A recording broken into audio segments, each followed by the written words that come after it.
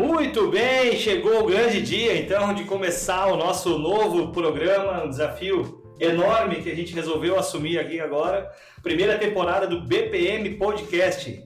E a ideia aqui é trazer conteúdo de altíssima qualidade, altíssimo nível, né, para quem acompanha, quem gosta muito do segmento do setor aí de construção civil, quem está envolvido com obras, com grandes desafios, vai acompanhar a gente aqui, vai conhecer muita história boa, porque se tem uma coisa que a gente aprendeu ao longo desse tempo, é ouvir grandes histórias de quem já fez muito, já construiu muito e já passou por algum percalço na vida também.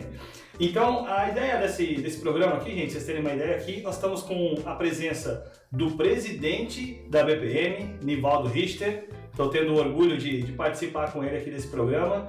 E a cada episódio nós vamos trazer uma empresa parceira, né, da BPM, que ao longo do tempo construiu uma história sólida de muita parceria, de muita amizade, de muito companheirismo e assumiu grandes desafios junto com a gente também. Foi uma coisa que a gente fez por 38 anos, continua fazendo, e essas empresas se destacaram nessas histórias aí junto com a gente, e aí a gente vai contar um pouquinho dessa trajetória, né? Então tenho hoje a alegria muito grande também de receber a nossa querida Cíntia Richter, né, a CEO da Brasecol, uma empresa parceira de longa data do Grupo BPM, obviamente. E também tem ao meu lado aqui Márcio Bogoni, gerente financeiro e administrativo da empresa, convidado especial junto com a Cíntia também, para a gente fazer o nosso primeiro episódio. Então, primeiramente, obrigado pela participação de vocês, obrigado por aceitarem o convite, assumir esse grande desafio junto com a gente. E obviamente, né, já para saudar quem está nos assistindo, vou pedir já passando a palavra para a Cíntia, começa contando um pouquinho da história da Brasecol, que nos interessa muito conhecer, e começar o papo por aí. Pode ser, Cíntia? Claro. Primeiramente, agradecer, né, o convite para participar do primeiro podcast. Para nós é muito legal falar da nossa empresa, mas especialmente falar de engenharia. A Brasecol nasceu nos anos 70, né, em Itajaí, fundada por um empresário lá de Itajaí. E o meu pai, Ayrton Brandão, empresário de Criciúma da construção civil, uma pessoa extremamente à frente do seu tempo, uma pessoa empreendedora, sempre pensou em verticalizar as obras, foi atrás de empresas que pudesse adquirir e fazer as suas obras por inteiro. Comprou a Brasecol, né? Logo se transferiu para Florianópolis, que ele já tinha alguns negócios em Florianópolis importantes. Sempre considerou importante a nossa presença na capital do estado, né? Que a partir de Florianópolis muita coisa acontece, ou em volta de Florianópolis muita coisa acontece. E assim nasceu a empresa Brasecol, que se chamava Secol antes, né? Depois que nós assumimos, nós, o Grupo Brandão, em seguida nós trocamos o nome, né? E hoje a empresa tem 53 anos de fundação. Gente, olha que orgulho isso, é meio século de história. Pouquíssimas empresas no Brasil têm condições de contar tudo isso, né? Uma trajetória enorme. BPM aí chegando nos seus 38, agora quase 40, imagina, a Brasecol já passou de meio século de história, com certeza de um orgulho muito grande. E falando de orgulho, né, Márcio? Você está aí na empresa já há mais de 15, 16 anos, 16 né? anos. Como é que é fazer parte desse grupo aí? É maravilhoso, né? Uma empresa séria, então acho que desde que surgiu o convite para fazer parte do grupo, uma coisa que chamou muita atenção foi os valores, tanto dos proprietários quanto a cultura da empresa, então vinha muito ao encontro, né, dos meus valores, a minha cultura, então fazer parte de um time assim é fantástico, sabe? E, lógico, com todo esse tempo percorrido aí a gente vai vendo a forma de atuar, a seriedade dos proprietários, então dá muito orgulho de fazer parte de um time quando as pessoas, né, são bem vistas no mercado, então é fantástico. Legal, e Nivaldo também, para dar uma palavrinha com a gente também, desejar as boas-vindas ao público que está nos assistindo. Como é que é essa parceria BPM Brasecol há tanto tempo, tantos anos, tantas obras, né? É uma linha aí que acaba se complementando, né? Um trabalha com toda a parte de fundações, né? A BPM com toda a parte da estrutura superior aí. Fala um pouquinho de como é essa parceria ao longo do tempo. Uma das linhas de produto que a BPM faz são as estacas pré-fabricadas que são utilizadas em fundações. A Brasecol desde sempre foi uma aplicadora dessas estacas, ela faz a parte de instalação, da aplicação da estaca na execução da obra. E então essa história começou lá desde o início da BPM, né? E uma coisa que a gente tem em comum, como o Márcio colocou, eu acho que é fundamental, são os nossos valores, né? Os valores de responsabilidade, transparência, honestidade e muita seriedade no que se faz, né? A gente jamais poderíamos pensar em deixar alguma coisa oculta, apesar de que tudo que a Bracecol faz fica oculto, né? Isso é muito Então é bastante delicado, né, fazer um trabalho junto a uma empresa, e a Bracecol, eu entendo exatamente esse contexto do trabalho que ela executa, que é um trabalho de altíssima responsabilidade, mas totalmente oculto.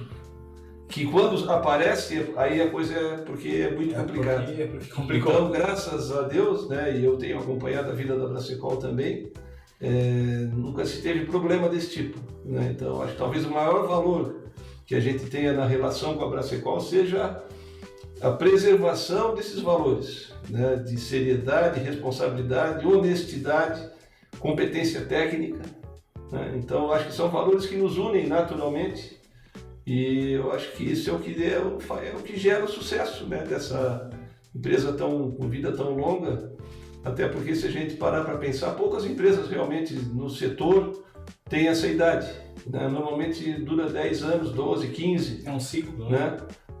Então eu acho que é uma demonstração, uma prova de seriedade, de honestidade que é demonstrado no dia a dia. Então para nós é um prazer estar podendo receber hoje aqui a dupla, a Cíntia e o Márcio. E é o primeiro programa que a gente está fazendo, né? Para nós também é uma experiência nova, mas é um grande prazer poder compartilhar, né, de relações desse tipo, onde existem valores muito fortes estabelecidos. Então é um prazer, sejam bem-vindos, a gente vai tentar puxar uma conversa aqui mais light e informal possível, né? Porque eu acho que as nossas realidades, elas acabam sempre prevalecendo sobre tudo, né? E nesse mundo de, como é que chama, narrativas, né? Se tem uma coisa que a Bracecol não pode ter, nem a BPM pode ter, são narrativas. Ou seja, versões dos fatos. Os fatos que a gente faz são reais, né? Então, acho que esse é um contexto importante da nossa atuação como empresas, né? Dentro da responsabilidade que a gente tem, social inclusive, né? Na relação com as pessoas. E, fundamentalmente, preservar esses valores ao longo do futuro, que eu sempre falo, a gente já está indo para casa dos 70 anos de idade, mas a gente vai ficar um legado aí desses valores com as pessoas com as quais a gente trabalhou até hoje. Com certeza. Eu acho que já partindo dessa premissa que o Nivaldo trouxe aqui agora, a questão da confiança, a credibilidade que se tem, né, e falando um pouquinho do tipo de produto, né, o Nivaldo até fez uma brincadeira com tudo que a Bracecol faz, ficou oculto de fato, né? Eu acho que aqui a gente tem uma união, né, de dois grupos, duas empresas que trabalham justamente na parte mais crítica e de maior responsabilidade de uma obra, né? Desde as fundações, que deu errado ali, não importa o que se faça em cima depois, vai dar errado. Então é uma responsabilidade muito grande e depois vem a estrutura logo na sequência. Então, pegando esse gancho, né, eu queria ouvir um pouquinho de vocês, acompanho o trabalho da Bracecol há algum tempo ali, a gente conversou um pouquinho também, me contaram algumas histórias aí nos bastidores que eu gostaria de trazer à tona, né? Vocês me contaram, por exemplo, aquela que foi incrível, que eu achei, uma empresa lá de Rio Grande, né, que vocês foram chamados, inclusive, o Nivaldo falou que, tanto tempo, né, de história e não se teve um grande problema para resolver, isso é uma felicidade muito grande. Mas a gente vai além ainda, né? A Bracecol hoje ela é convidada para resolver grandes problemas que já estão em execução. E aí aquela história eu gostaria que trouxesse para o nosso público, Cíntia, contando um pouquinho de como foi uma chamada que vocês foram lá para o Rio Grande do Sul para resolver um problema. Fala um pouquinho dessa história para a gente. Preliminarmente aqui na conversa, a gente começou a falar de desafios e a nossa empresa sempre encarou os grandes desafios com coragem, com determinação, com técnica, com tudo que a gente tem de melhor. Então, nesse caso, é uma empresa lá da cidade de Rio Grande, né, que nos chamou porque havia contratado uma empresa de fundações de São Paulo que estava executando, mas não estava conseguindo fazer estacas raiz adequadamente. E assim, fomos contratados para fazer 64 estacas, fomos lá com a nossa equipe, Nessa oportunidade eu quis estar junto da equipe, sabendo que seria realmente um desafio muito importante, difícil mesmo, né? Legal. Que sabíamos... Foi pro front mesmo, junto com a turma. Sim, sabíamos que eram estacas de 45 a 46 metros, coisas que nós não tínhamos executado ainda até então. Então eu quis estar ao lado de todo o nosso time, a nossa equipe, com a nossa maior máquina. Chegando lá, tivemos a felicidade, né? Primeiro o susto de ver o tamanho da máquina que estava no canteiro e que não tinha conseguido executar. Nossa máquina não tinha aquele porte, era menor. Mas sabíamos na nossa competência, acreditamos na nossa experiência. E assim que começamos a perfurar, perfuramos toda a estaca com os tubos, né? Na parte de solo, martelo de fundo até na rocha. Na hora de injetar a estaca com a argamassa, não foi possível ajustar a argamassa à nossa bomba, à pressão da nossa bomba. E aí solicitamos para incrementar aquela argamassa com um pouco mais de água, e que não foi autorizado, porque havia uma determinação de que não poderia se alterar o material. Mas isso dentro da norma, tudo, e ainda assim não pôde... A norma permitia chegar a um fator de aguacimento um pouco maior, porém não havia autorização do cliente que estava fornecendo aquele material para a gente adicionar um pouco mais de água e deixar a argamassa mais fluida para poder injetar. E assim foi uma discussão grande. No outro dia, conseguimos até o final da tarde perfurar toda a estaca e não conseguimos injetar naquele dia. No dia seguinte, cedo, todos nós estávamos lá. Eu solicitei uma reunião com o gerente técnico da empresa e provei para ele que não haveria problema nenhum técnico se ele autorizasse a adição de água, porque a norma realmente permitia. Depois de muita conversa, ele então realmente autorizou e nós conseguimos injetar aquela estaca de forma, né, apreensiva, porque a estaca normalmente é injetada no mesmo dia que ela é perfurada, para não prender os tubos, né, no atrito lateral, com atrito lateral. E no dia seguinte, então, havia um risco maior de nós perdermos muito material. O desafio já era grande, ficou maior ainda, né? Maior ainda por esse fato. Mas, graças a Deus, conseguimos injetar, sacar os tubos, tudo correu bem. E verificamos que todo o pessoal da outra empresa ficou ao nosso lado, olhando exatamente o que nós estávamos fazendo. Mas até aí não víamos problema nenhum, afinal eles não tinham conseguido, eles estavam com a máquina encostada. Executaram a primeira estaca, nos abraçamos, que maravilha, conseguimos. Estavam eu e o Michel, que é o nosso gerente de produção, viemos embora e deixamos o nosso pessoal executando as demais estacas. Após a conclusão da quarta estaca, eu recebi um telefonema pedindo o cancelamento do contrato e eu fiquei pasma, mas como assim? Caramba! Por que vocês, né, eram 64 estacas, executamos 4, estão cancelando? Aí, após muita investigação nossa, do nosso pessoal de campo, descobrimos. O pessoal de São Que Paulo estava assistindo, aprendeu. assistiu, verificou a técnica que a gente estava usando naquele tipo de serviço e passou a conseguir executar as estacas conforme a Brasecol estava também executando. Então foi contratada uma consultoria técnica praticamente. No fim foi isso, foi uma decepção, né? A gente veio com um sentimento de vitória porque conseguimos. Lógico, claro. E nos encorajou e nos preparou para os desafios. O aprendizado trouxeram junto, claro. Exatamente, Com foi certeza. bom nesse sentido, né? Mas infelizmente o contrato acabou não se concretizando até o final. Falando em contrato, e aí pegando o gancho disso, Márcio, na visão financeira, como é que vocês fazem hoje para mitigar possíveis riscos, né? Porque as obras são obras de meses de execução, muitas vezes, né?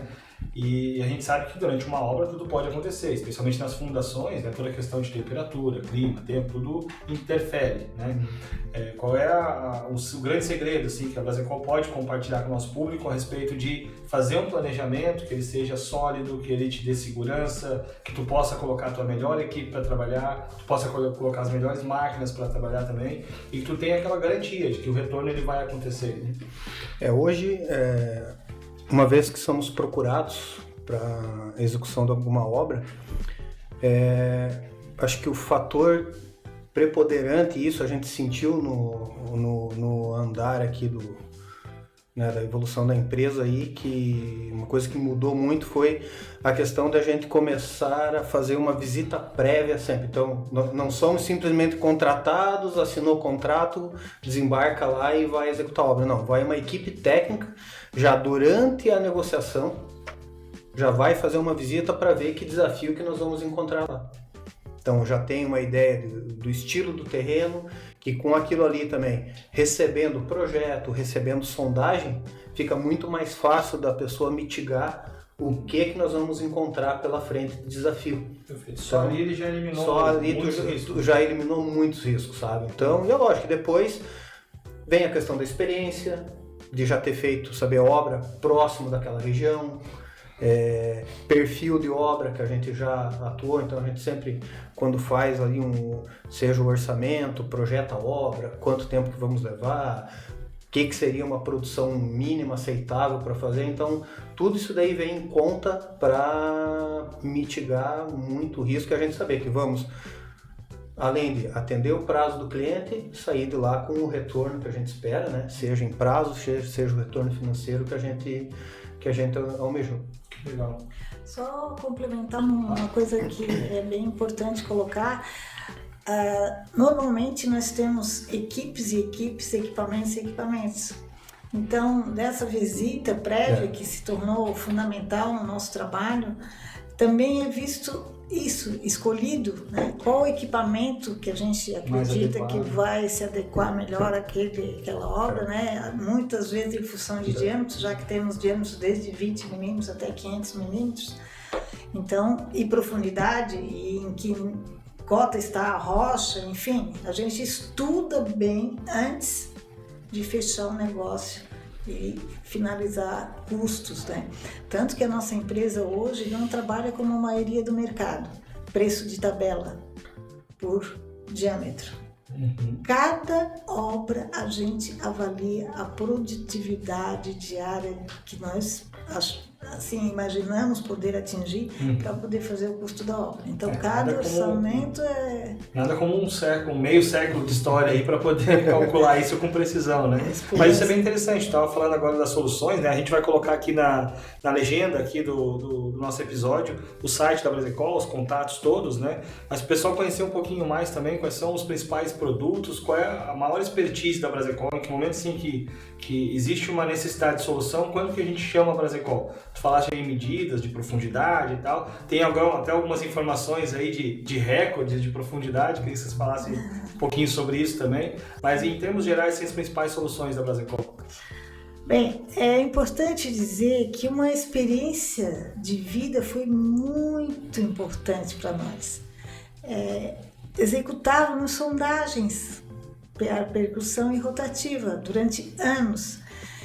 E isso fez com que o nosso conhecimento a respeito do subsolo das regiões onde atuamos, que é o sul do Brasil, né, fosse bem conhecido, porque nós tivemos a oportunidade de estar em vários tipos de terreno, estudar, tínhamos um geólogo que classificava o solo, então nós tivemos um mestre muito importante que passou muito conhecimento para toda a nossa equipe.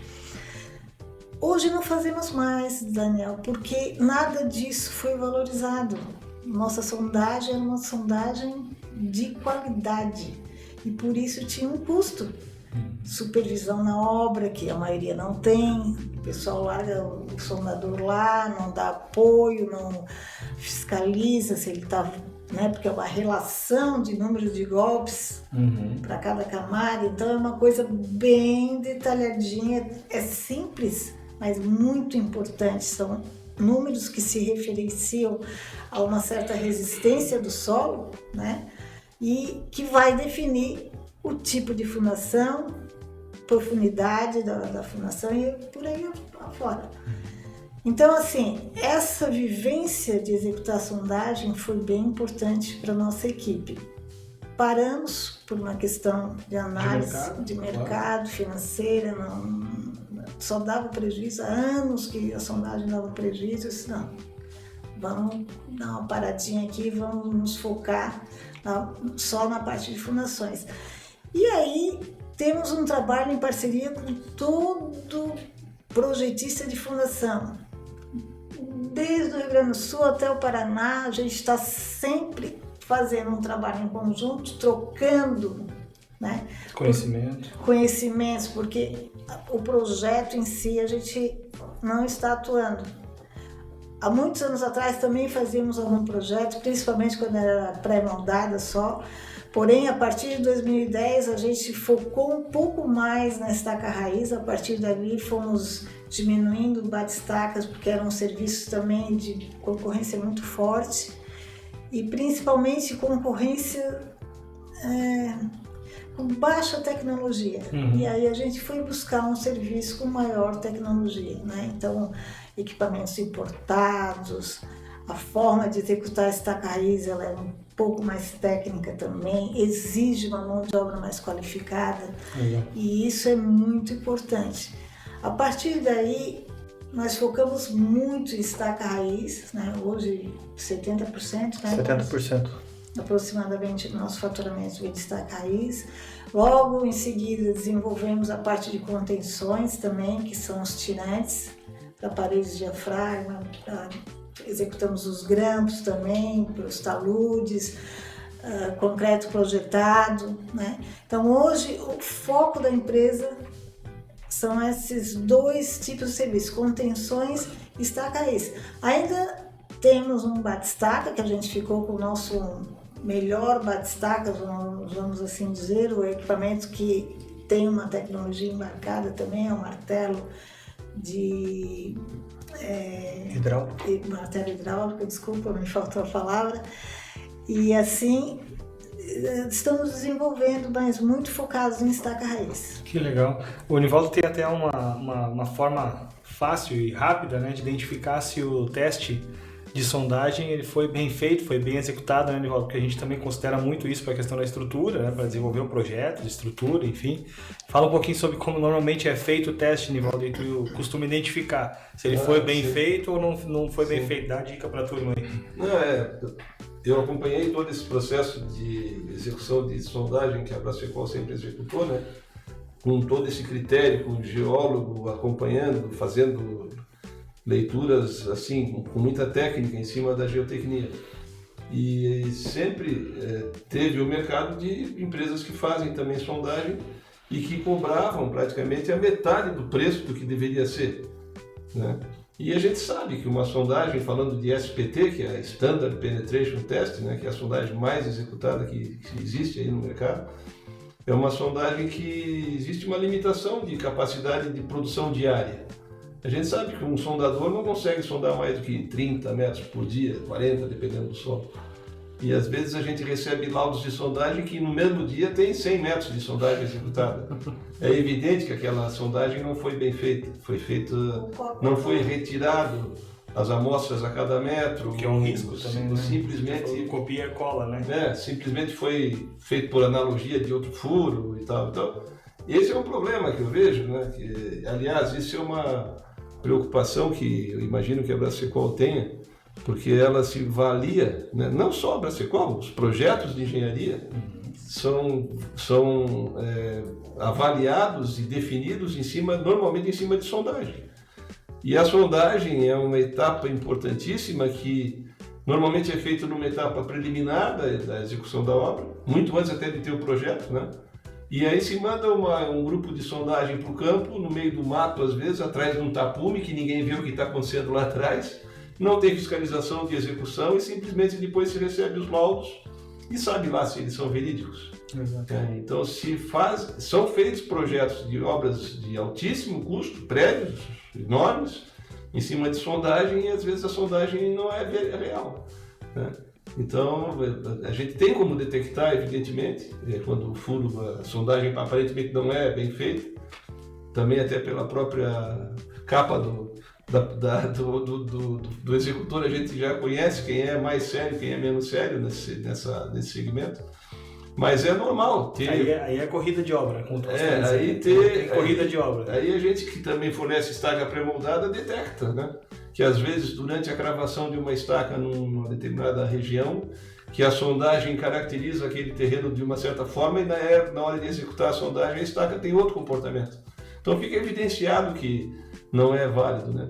Hoje existem outros tipos de sondagem, que é o CPT, que é o Cone Penetration Test, que é talvez mais confiável, mas que não tem a mesma caracterização de solo que o SPT tem, né? Então a gente se acostumou ao longo desses anos todos, eu pelo menos com 40 anos de execução de obra, a gente tem a vivência e a prática de análise de mais do SPT, né? Mas hoje a gente tem que se adaptar a usar o CPT também, funciona, né? Mas eu queria até fazer uma ponderação com eles aqui da Bracecol, como é que eles conseguem dormir tranquilo, sabendo que o serviço que é feito pela Bracecol depende de uma forma muito importante da qualificação da mão de obra que executa o serviço, né? Porque são serviços executados em loco, então a questão da mão de obra, né, da qualificação das pessoas é uma preocupação muito grande, porque, como eu falo, a estaca que é executada, ela não aparece, ela fica oculta, né, lá dentro do terreno. E não são todos os lugares que se tem prova de cargo, testes de integridade ou coisa desse tipo. Então a responsabilidade que a Bracecol tem, realmente, ela tem que ter uma preocupação permanente da qualificação das pessoas, né? Então como é que vocês conseguem manter essa condição de ter uma segurança mínima de que o serviço que está sendo executado está sendo feito dentro do que tem que ser? Eu queria que vocês comentassem um pouquinho sobre isso, que eu acho que talvez seja o maior caroço da operação, porque ter máquina boa, a gente vai lá na Itália e compra máquina boa, né? Na Alemanha, onde for, né? Mas a mão de obra é que é o problema. Então eu queria deixar essa questão aí para vocês comentarem um pouquinho sobre isso, porque é o problema de todo mundo, né? É a mão de obra em todas as áreas, mas especialmente no caso da Bracecol, que é serviço na veia puro, né? E de novo de altíssima responsabilidade. Então como é que vocês conseguem ter essa relativa segurança, né, de que o que está sendo feito está dentro da conformidade? Bem, eu vou começar a falar porque eu que assino as RTs todas, né, Márcio? É isso aí. O responsável técnica de todo o serviço. Então, se tem alguém que pode não dormir às vezes, a gente já sabe quem é, né? Então, o que me, de certa forma, tranquiliza, não dá pra gente dizer que é 100% tranquilo, né? Mas tem uma responsabilidade muito grande, realmente. E o que faz, assim, me deixa muito mais tranquila é tendo contato permanente, o meu contato direto permanente com os operadores. Eu conheço as pessoas, eu já fui até conhecer da onde eles vêm, já viajei para o Nordeste para ir em casamento de um operador, para entender a cultura daquele povo, que é um pessoal diferente, muito legal. Então a gente traz, a gente acolhe, a gente cuida, a gente treina e permanece com eles bom tempo, o que vai garantindo e construindo essa relação de confiança. Então a palavrinha é confiança, né? A gente escolheu porque é fundamental no nosso trabalho ter confiança um no outro, né? O cliente tem que ter confiança em nós, mas nós, obviamente, no nosso pessoal operacional. Trabalhamos também com uma supervisão forte de engenheiros, então os engenheiros têm que percorrer as obras permanentemente, né, Márcio? Isso aí foi uma decisão muito importante, que nos deixa bem mais tranquilos. Temos uma gerência que tem muita experiência, então o Michel, que é o nosso gerente hoje de produção, ele é que tem sido a pessoa escolhida para fazer aquela visita na obra, então ele já consegue mapear bem os pontos, escolher a pessoa certa, a máquina certa. O Andrei, que é o nosso gerente de logística, que cuida de manutenção de máquinas, é um ponto fundamental também, né, Márcio? Para preparar bem. Investimos em treinamentos, todos os nossos operadores hoje foram criados e treinados por nós. Não tem nenhum que a gente... Nenhum que veio de fora. Que veio de fora. Os poucos que nós tentamos, né, Márcio, de fora, a gente não sentia a segurança. Há pouco tempo ainda fizemos uma abertura, vamos trazer, porque estava com dificuldade de mão de obra e tal. Não vingou.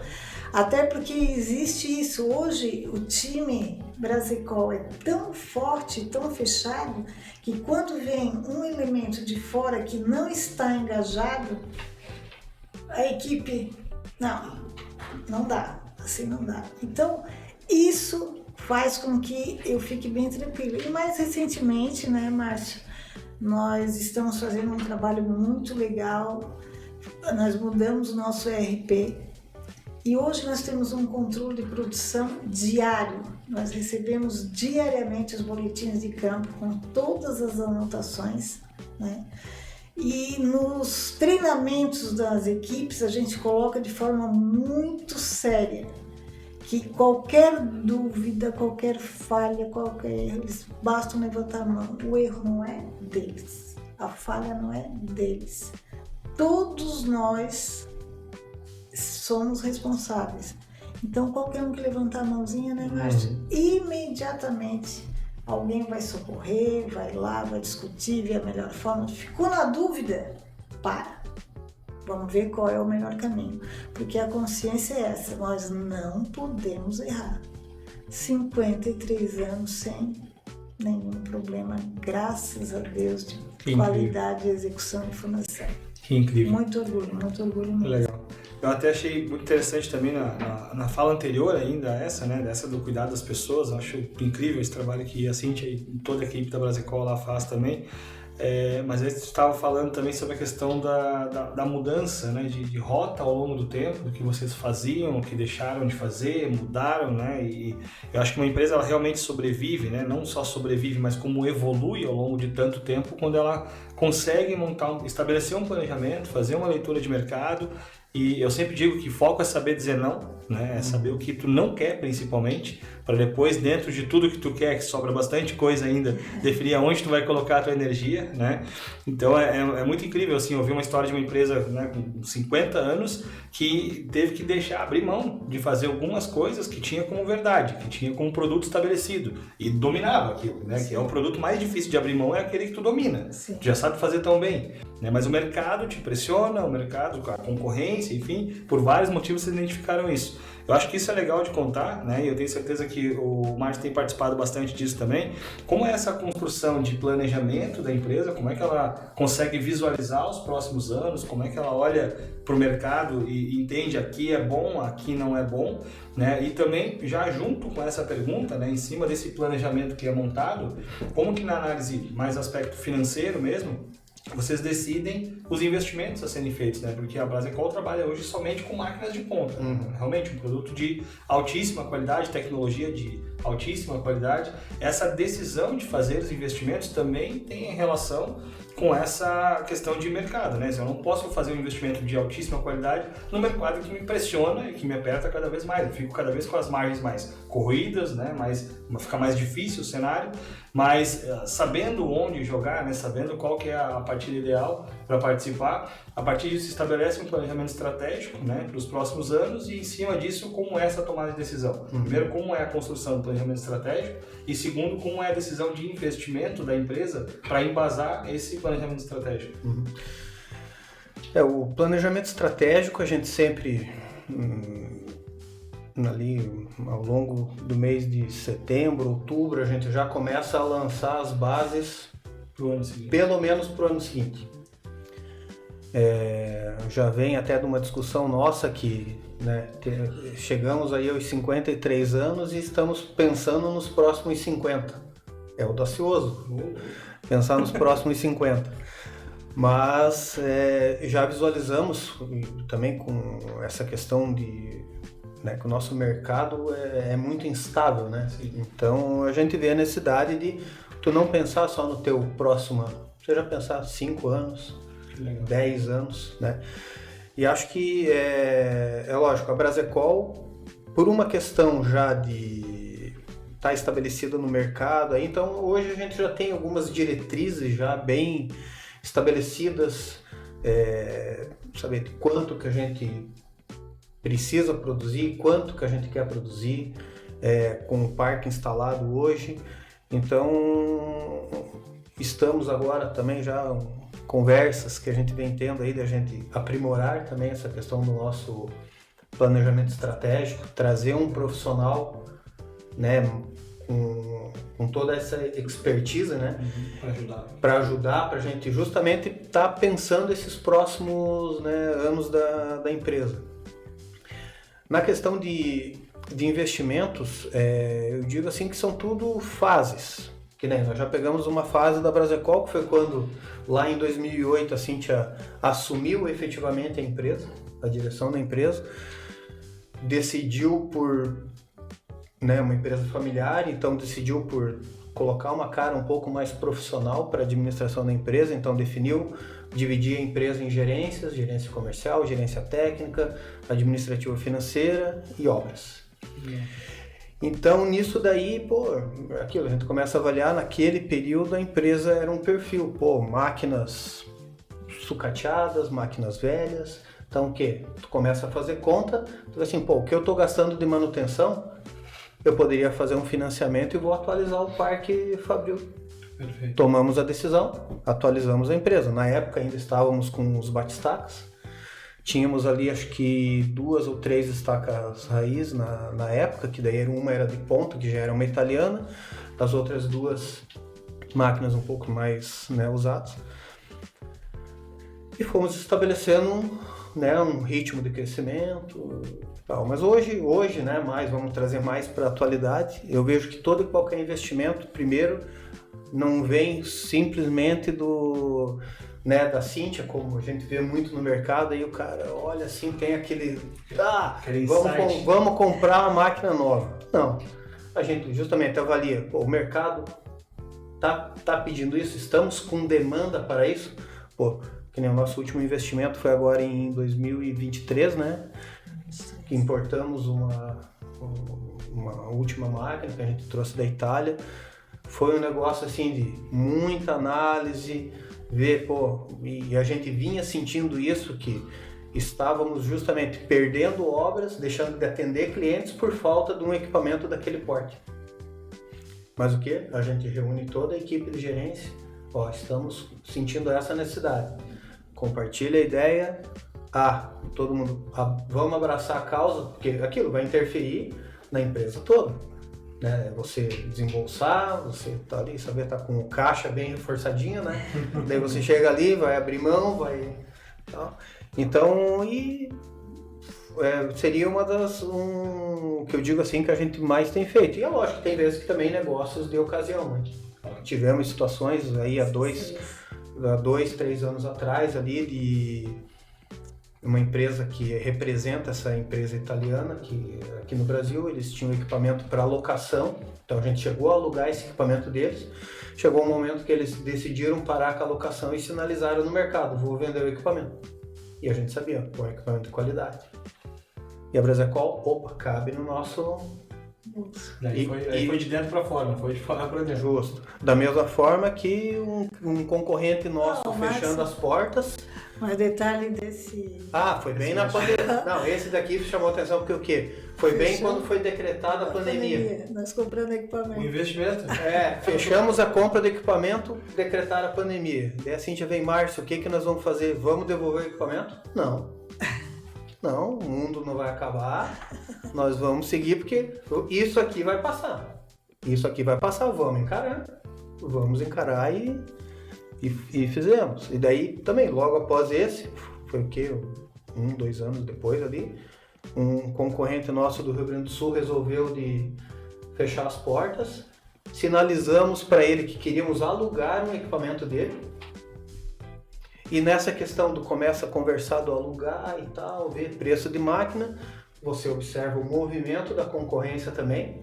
A concorrência sinalizando para ele de querendo comprar equipamento, daí, então, vem cá, vamos transformar essa locação numa compra? Vamos. E daí chegamos lá, nos deparamos com 2 equipamentos. E naquele momento, pelo ritmo que o mercado estava, chegamos, gente, vamos abraçar as duas? Vamos abraçar as duas. Compramos, cara, foi uma decisão acertadíssima também, sabe?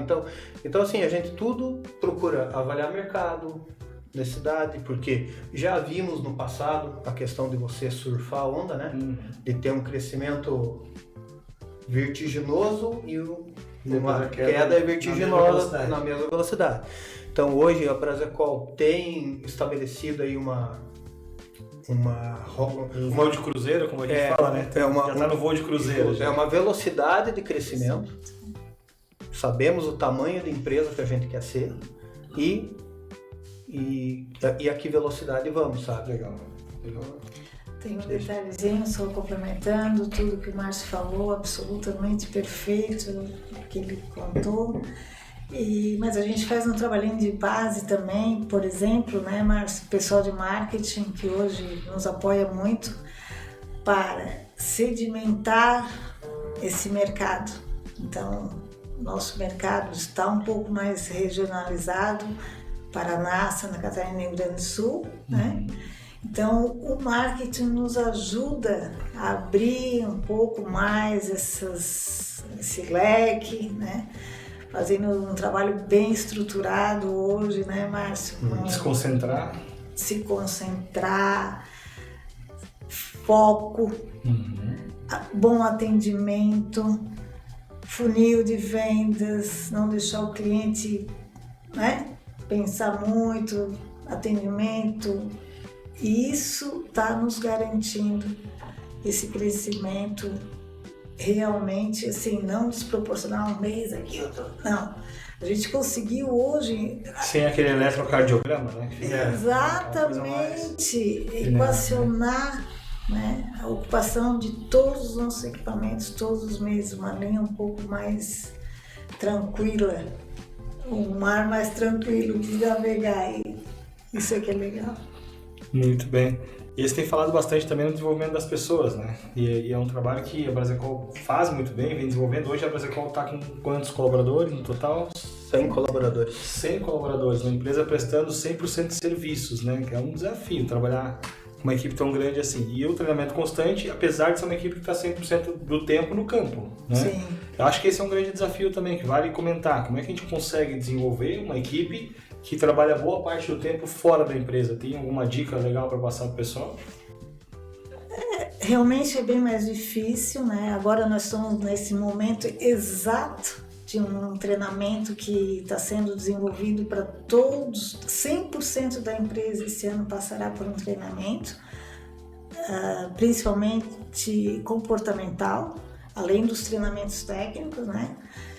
E é mais difícil sim, mas a gente tem um calendário já bem pré-definido, pré-estabelecido de alguns encontros ao longo do ano de toda a empresa. A gente para toda a empresa em 4 cafés da manhã.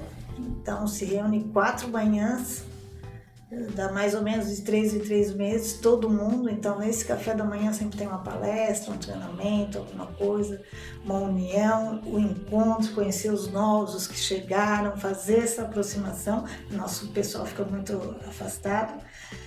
Além disso, 2 churrascos, que eles adoram, né? Mas dia 1º de maio é tradicional, e de final de ano, né?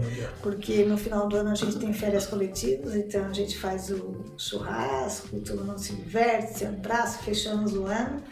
Nesse momento a gente já está mais ou menos com o planejamento no ano seguinte. Quando retornamos em janeiro, a gente já começa o ano foco, com tudo bem organizadinho para já sair trabalhando já no primeiro dia, né, de trabalho, que geralmente é por volta do dia 6, 7 de janeiro, para dar os 21 dias de férias coletivas. Deixa eu provocar aqui o financeiro em tom irônico.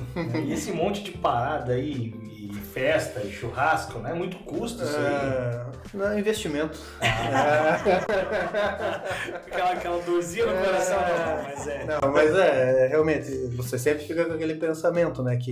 E é uma dificuldade pra gente, porque a gente até estava falando na hora do almoço, né? Que por mais que a gente venda estaca cravada, na realidade nós vendemos hora trabalhada, né? Exatamente. Então, e às vezes você perder essas horas para recuperar depois é complicado.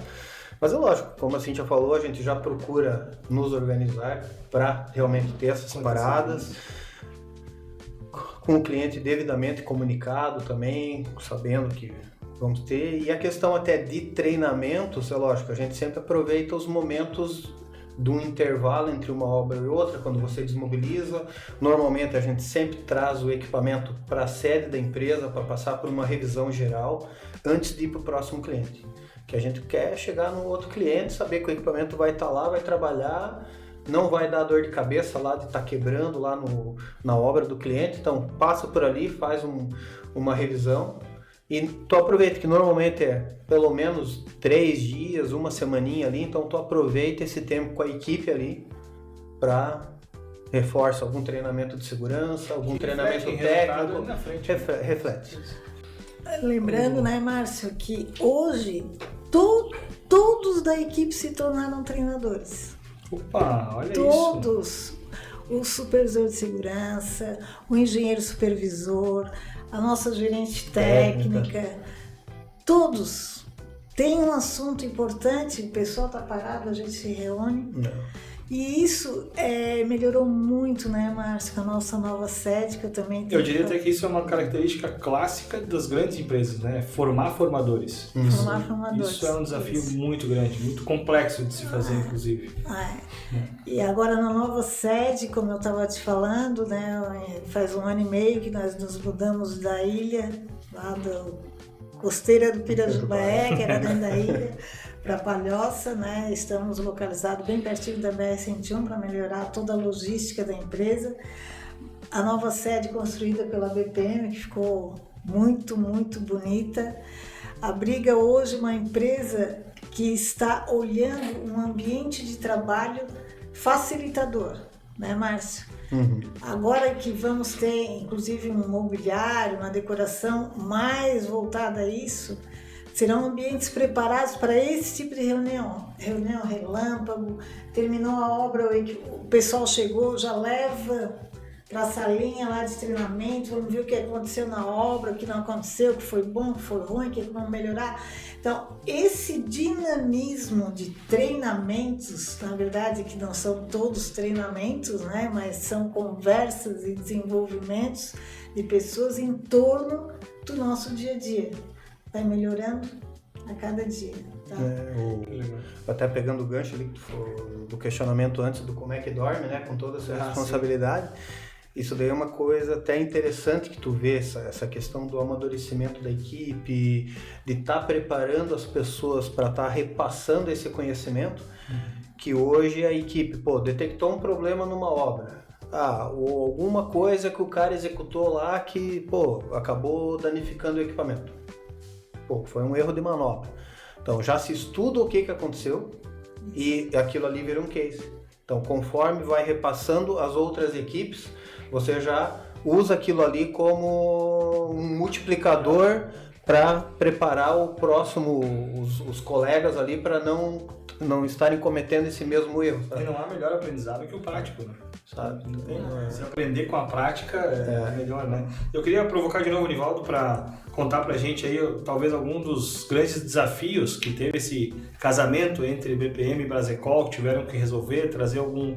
Então, tem a questão do recorde, que eu quero muito que vocês falem sobre a questão da profundidade, que eu sei que a Brasecol tem aí uma medalha de ouro nessa história, eu quero que vocês falem sobre isso também. Talvez seja esse, talvez não seja, mas algum desafio que envolveu BPM e Brasecol junto, como foi a solução disso? Eu acho que quem faz obra como a gente faz, né? Não tem uma igual a outra, então cada caso é um caso, né? E especialmente geotecnia, né? Não tem um solo igual ao outro, então cada caso é um caso. Teve várias situações de execução de obra que eram desafios importantíssimos, mas um que me vem à tona assim, que viabilizava até a própria execução da obra, senão não teria terreno suficiente para implantar o tamanho da obra que era necessária, foi uma obra que nós fizemos em conjunto com a Bracecol lá em Itajaí, pro Giasse aqui. E é uma obra grande que fica entre quem vai a Praia Brava e Itajaí, naquela ligação ali de Camboriú para Itajaí, que tinha um morro que precisava ser cortado para que a obra ocupasse o espaço que era o morro, né? E quando você corta um morro, naturalmente a rampa do morro, que era de determinada forma, a gente cortou, ficou bem mais íngreme, ficou uma parede lá, né? Então a gente lá teve uma situação de ter que fazer um solo grampeado, que tinha paredes com 14, 15 metros de altura, com 70 graus de inclinação. Como que é esse processo de solo grampeado? Na verdade, o que se queria fazer era ocupar o espaço do morro para botar a obra, né? Para implantar a obra que ia ocupar onde era o morro. Então tinha que cortar, recuar uns 40 metros morro adentro, então passaram por fazer um corte no morro, né? E isso tem que se manter a estabilidade desse talude que ficou ali, né? Então é feito em patamares, em platôs, de cima para baixo. Se estabelece um plano de corte e vai cortando de cima para baixo e vai grampeando o solo com tirantes para dentro do maciço do morro e grampeando com grampos, efetivamente, né? E uma tela, depois um concreto projetado para estabilizar aquele talude. Só um pouquinho perfura, Daniel, o solo, introduz o grampo, que é uma ferragem específica. É um tirante, na verdade, são tirantes. E injeta a nata de cimenteado ali. Entendi. Aí aquilo fica como se tu fosse fixar com um prego. Cria um ponto de ancoragem, né, que segura aquele empuxo, a pressão que o solo tem aquele de soltar, a gente pressiona o solo contra ele mesmo, ancorando lá dentro com um tirante, né, que é através de uma perfuração e um maciço, uma haste de aço e um chumbamento por nata, que solidariza o grampo no solo. Perfeito. Né? Então vai se fazendo essa grelha. Então foi um trabalho bastante interessante, é uma obra que todo mundo pode ver, porque basta ir no supermercado e olhar para fora, vai ver. Lá a gente projetou concreto também. O grampo é feito com uma malha de 3x3, 2x2, 5 pontos, né, de ancoragem. É colocado uma tela e por cima disso tudo é jateado, projetado um concreto, com uma máquina que lança o concreto contra o talude e fixa o concreto na parede, não tem forma. Com o impacto do concreto na parede de terra ali, ele vai fixando e vai formando uma casca de concreto armado, porque tem uma tela ali dentro que fica solidarizada no concreto. Então é uma solução bastante interessante, que inclusive acho que é uma solução bastante usada até nas obras hoje lá onde tem taludes assim importantes, né? Que é diferente de por exemplo, de uma parede de diafragma, que é a execução de uma escavação com uma parede armada, né? Nesses casos de corte não dá para fazer isso porque tem um morro no lugar. Então a forma de fazer isso é trazer de cima para baixo em platôs e vai baixando e formando esse talude com essa inclinação. De tal forma que quando chega lá no nível do pé do talude, né, embaixo do nível de onde vai ser a obra, é a medida que se queria chegar. É a área que faltava para poder implantar a obra. Então é uma solução bastante interessante, porque realmente é uma coisa desafiadora, né? Você alterar uma condição da topografia do terreno, né, com segurança, né? Então criando um espaço que não existia, que viabilizou botar um supermercado onde era um morro, né? Então, assim, é uma coisa bastante gratificante. Eu acho que outro aspecto interessante, que talvez seja o ponto central de operação da Bracecol hoje, é a tal da estaca raiz, né? Eu me formei em 1980 e eu fui ver estaca raiz, eu acho, faz 20 anos atrás, eu acho, não mais do que isso. Se eu não me engano, foi o prédio, a primeira estaca raiz que eu vi foi foi ali no aterro da Bahia Sul, em Florianópolis, o Marmitão, que eles chamam, que é o Fórum de Florianópolis, ali na Bahia Sul, perto da Assembleia. Ali me lembro foi usar estaca raiz. E esse nome estaca raiz, a gente não era normal se ter esse tipo de estaca por aí, ainda como até hoje ainda não é. Né? A estaca mais usual que sempre existia era a pré-moldada e depois entrou a hélice contínua, que é essa perfuração, parece um saca-rolho assim, que entra no solo e injeta concreto e tal. E a estaca raiz vem depois surgindo e cada vez mais agora a gente ouve-se falar e vê a execução de estaca raiz. Por quê? Porque os terrenos agora são cada vez piores, né? Os terrenos bons que existiam já foram ocupados pelas obras, né, até então. Agora as obras começam a ir para barranco, subindo morro, que são solos instáveis, com rocha, talude, a pouca profundidade, um pouco de tudo agora. Tudo que é coisa. Então a estaca raiz, realmente, ela, apesar da complexidade, né, que é a execução, que envolve bastante coisa em canteiro, mas ela resolve qualquer situação de problema de solo. Tanto ultrapassar bolas de pedra, que são os matacões, como pegar maciço de rocha inclinado e coisas desse tipo. Então a estaca raiz realmente é uma solução de difícil execução pela complexidade, mas que tem uma qualidade técnica que as outras estacas não têm. Né? Então tem situações de geotecnia, de subsolo, que não tem outra opção que não seja a estaca raiz, porque ela consegue penetrar no maciço rochoso. E o maciço rochoso não é uma mesa nivelada que está lá embaixo lisinha, ela tem irregularidades, ela é toda cheia de ponta, inclinada e tal.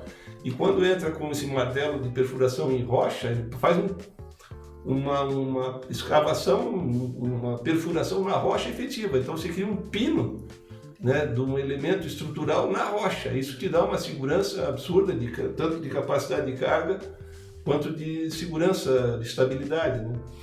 Então, assim, eu vejo que a grande evolução da Bracecol, eu que acompanho em paralelo a operação dela, eu vejo que tem sido justamente o aumento da performance nas obras complexas, difíceis que tem, e a Bracecol consegue dar solução efetiva dando efetividade, dando celeridade e dando conclusividade, concluindo as obras. Porque a gente já viu várias situações de empresas que entram nas obras e não conseguem terminar. Né? Ou porque o equipamento é deficitário, ou porque não tem competência técnica, ou porque já várias situações. A gente também é muito chamado para reforços. Por exemplo, alguns edifícios, alguns empreendimentos são pensados, projetados com outra solução, tipo hélice contínua, mas num determinado ponto aquela solução não se adequa, como aconteceu, falando ainda do GIACE, o GIACE ali da 401, que é uma obra de estrutura BPM pré-moldados, a solução indicada foi a hélice contínua, porém, à medida em que eles foram chegando para o fundo do terreno, que é perto do morro já, havia maciços de rocha. Maciços de rocha. Então, tivemos que lá no final entrar com a estaca raiz. Essa mesma situação teve na obra de Itajaí, que eu comentei antes, que tinha uma parte com essa execução de estaca com hélice e na frente tinha problemas de matacões e tal, que nós também entramos com a estaca raiz. Porque a estaca raiz é o que eu falo, ela, apesar da complexidade que é a execução dela, porque envolve bastante equipamento e tarefas, né? E não deixa de ser uma obra que se faz lama, porque perfura com água e tal, mas ela resolve qualquer problema, né? Com segurança. A questão, a palavra é segurança. Né? A gente não pode cometer, ser leviano na fundação. A fundação não dá para brincar com ela. Não se dá para fazer assim, faz de qualquer jeito, vamos ver o que dá. Não, porque o dano é muito grande se der problema depois. Né? Então, essa percepção, eu acho que o mercado hoje já tem e reconhece na Bracecol a segurança que ela consegue passar de quando entra para resolver um problema, ela efetivamente resolve. Né? Isso, para mim, talvez seja o maior valor hoje da empresa, que eu falo, tem as melhores máquinas, tem as melhores pessoas, mas atrás disso tem os seus valores. A credibilidade. Que é a responsabilidade de assumir a transferência de, passa a responsabilidade para cá que nós vamos resolver. É o que eu vejo, eu valorizo demais a Bracecol nesse sentido, sempre cito essa característica, apesar de eu não atuar dentro da empresa, mas acompanho em paralelo e a gente sabe, a gente vive, né, no meio de execução de obras e a fundação é um fator preponderante na questão da responsabilidade.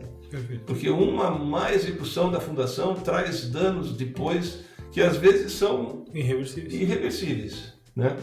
Então, assim, eu acho que a grande talvez sinal que a Bracecol passa para o mercado é esse, da responsabilidade, da transparência. Eles têm os 3 nomes, né, que é confiança, técnica e inovação. Mas técnica e inovação nada mais é também do que seriedade nas pessoas, né?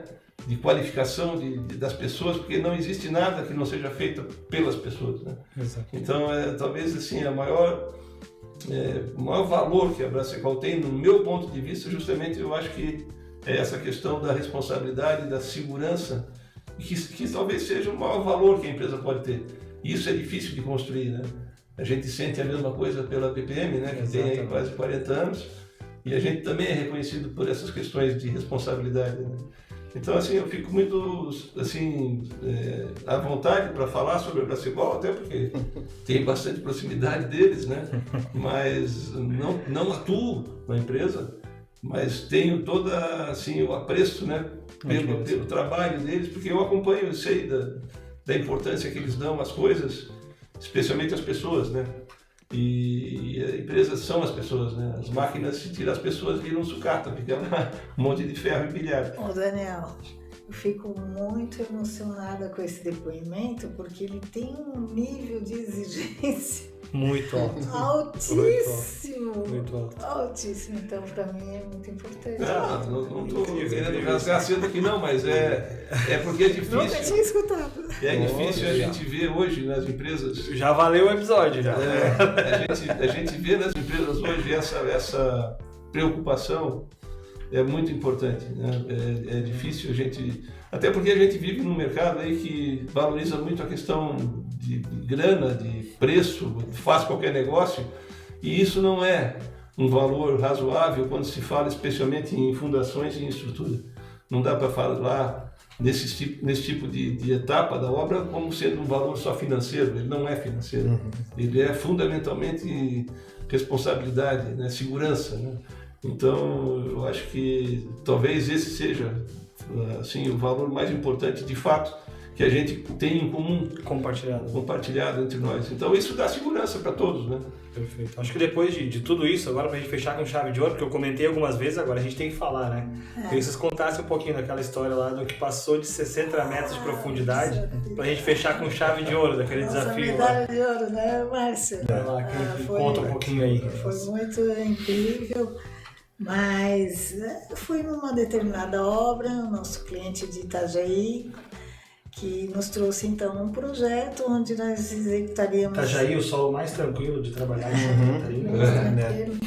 E eles tinham a previsão, nos trouxeram o projeto com sondagem, analisamos tudo, a média vai ser umas estacas de 20 metros de profundidade. 20? 20. Aí iniciamos lá no lado do terreno, deu 16, 17, 18, 20, 22, 24 e de repente chegamos a 63 metros de profundidade, a estaca mais profunda executada pela nossa empresa.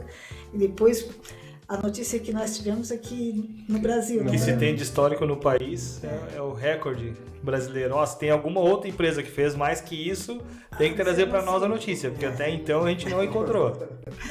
63 metros de profundidade. Cliente, meu Deus! Falamos antes de relatório de sondagem, né? Se fosse pela sondagem, então era 20.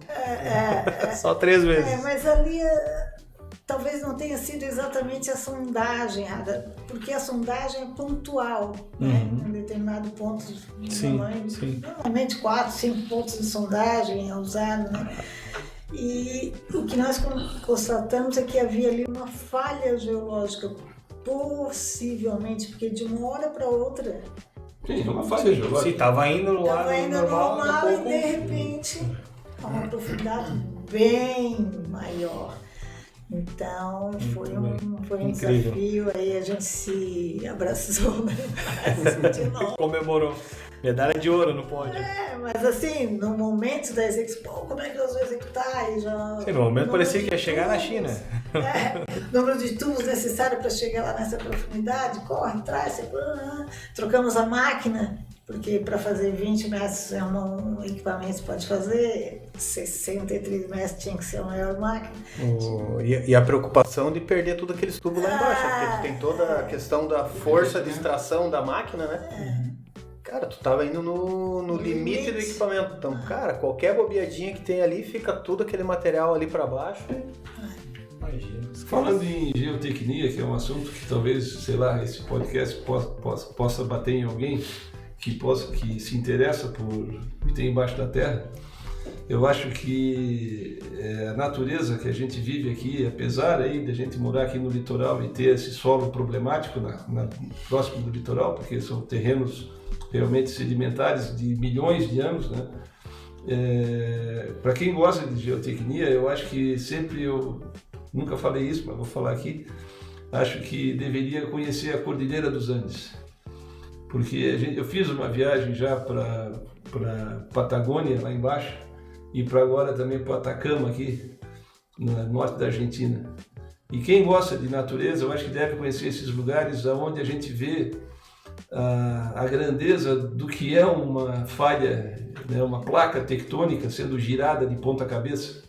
Então a gente, quem não conhece, estou aqui assim fazendo a propaganda gratuita da Cordilheira, mas é uma coisa que é onde quem vai lá se sente uma formiguinha e vê a grandeza da natureza, vê uma camada tectônica que onde o que estava embaixo está em cima, o que estava em cima está embaixo, as placas giram, mas assim numa montanha de 1.200 metros de altura.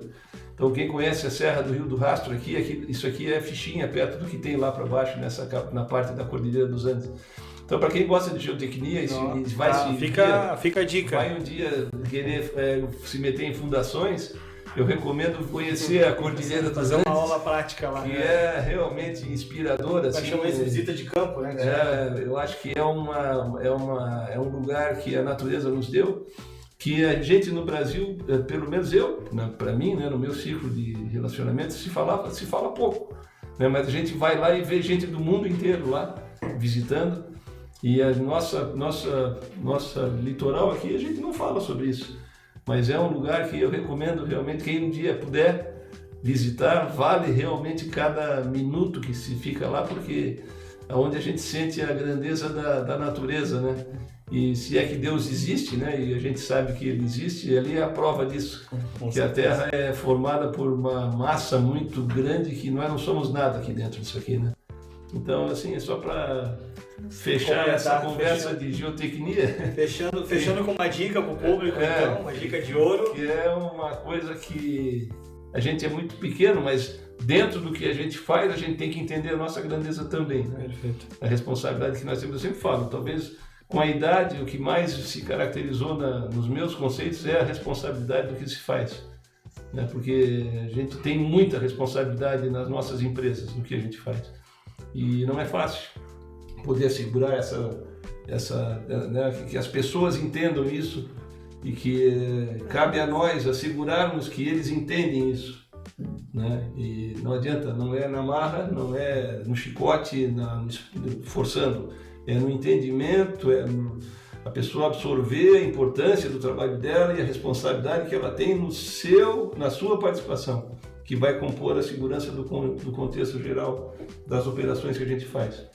Então, eu acho que é isso aí, tá? Para quem gosta de engenharia, a gente está aberto tanto na BPM quanto na Bracecol, eu acho, com certeza, para poder sempre estar discutindo questões de engenharia, que é o que a gente gosta, mas porque tem essa coisa aliada à natureza, no fim, né? Que a gente transforma onde a gente pisa numa condição diferente. Então, eu acho que essa é a grande, sim, talvez, grandeza da nossa atuação nesse mercado, que apesar de ser tão difícil e tal, mas tem essa característica de ser a transformação da natureza para o bem, né? Cuidando sempre das questões da natureza. E deixando o legado acima de tudo. E fica as obras, né? Exatamente. Muito bem, eu acho que a gente tinha uma expectativa, né? A régua subiu bastante, o desafio já para o segundo, para o terceiro e para o quarto episódio já está lá em cima agora. E eu tenho aqui um agradecimento muito especial, obviamente, né? Falei no início, mas reforço agora no final. Um orgulho muito grande a gente estar contando com a Brasecol aqui, o maior especialista em fundações aí da região sul, uma das maiores do país também. Então a gente começa com os dois pés direitos, nosso programa BPM Podcast. Você que gosta de engenharia, gosta de construção, gosta de obra, gosta de ouvir histórias incríveis de grandes desafios, você vai ter vários episódios aí para poder acompanhar isso e eu tenho certeza que a gente começou muito bem. Obrigado, Cíntia. Obrigado, Márcio. A gente vai deixar os contatos todos, inclusive aqui na legenda, os contatos da Brasecol, o site, tudo, como encontrar eles, como acessar. Se você ainda não conhece, não teve a oportunidade de fazer uma obra com a Brasecol, tenho certeza que dificilmente você vai mudar depois, tá bom? Então, obrigado a quem nos acompanha, né, pela participação. Até o próximo episódio, pessoal.